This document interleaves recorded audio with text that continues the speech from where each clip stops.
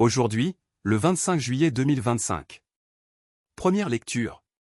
Nous portons, dans notre corps, la mort de Jésus. Lecture de la deuxième lettre de Saint Paul apôtre aux Corinthiens. Frères, nous portons un trésor comme dans des vases d'argile.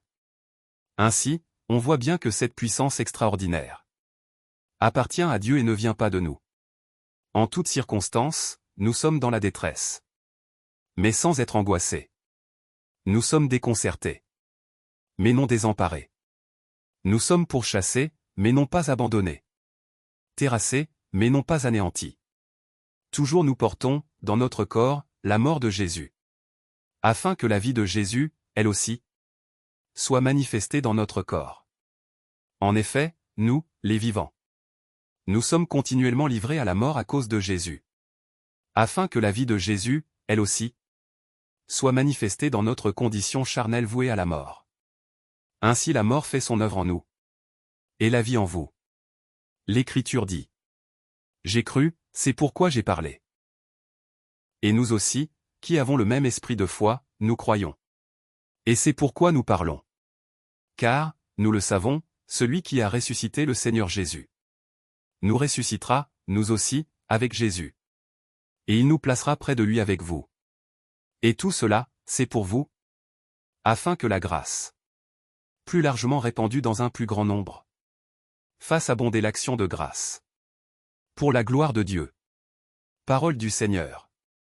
Nous rendons grâce à Dieu. Psaume. Ceux qui sèment dans les larmes moissonnent dans la joie.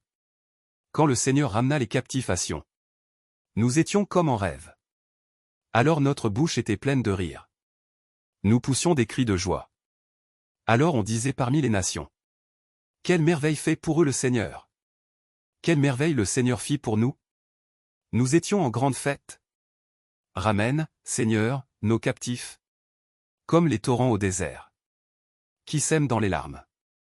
Moissonne dans la joie. Il s'en va en pleurant. Il jette la semence. Il s'en vient dans la joie. Il rapporte les gerbes. Évangile. Ma coupe, vous la boirez. Alléluia. Alléluia.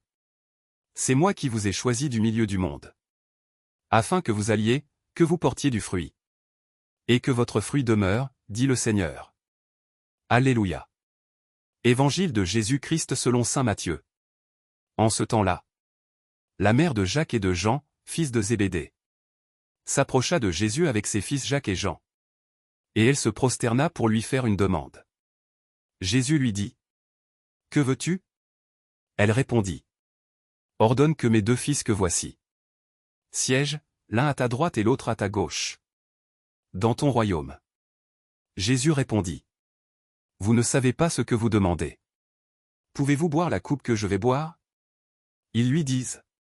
Nous le pouvons. Il leur dit. Ma coupe, vous la boirez. Quant à siéger à ma droite et à ma gauche, ce n'est pas à moi de l'accorder. Il y a ceux pour qui cela est préparé par mon Père. Les 10 autres, qui avaient entendu, s'indignèrent contre les deux frères. Jésus les appela et dit. Vous le savez. Les chefs des nations les commandent en maître. Et les grands font sentir leur pouvoir. Parmi vous, il ne devra pas en être ainsi. Celui qui veut devenir grand parmi vous sera votre serviteur. Et celui qui veut être parmi vous le premier sera votre esclave. Ainsi, le Fils de l'homme n'est pas venu pour être servi, mais pour servir et donner sa vie en rançon pour la multitude. Acclamons la parole de Dieu. Louange à toi Seigneur Jésus.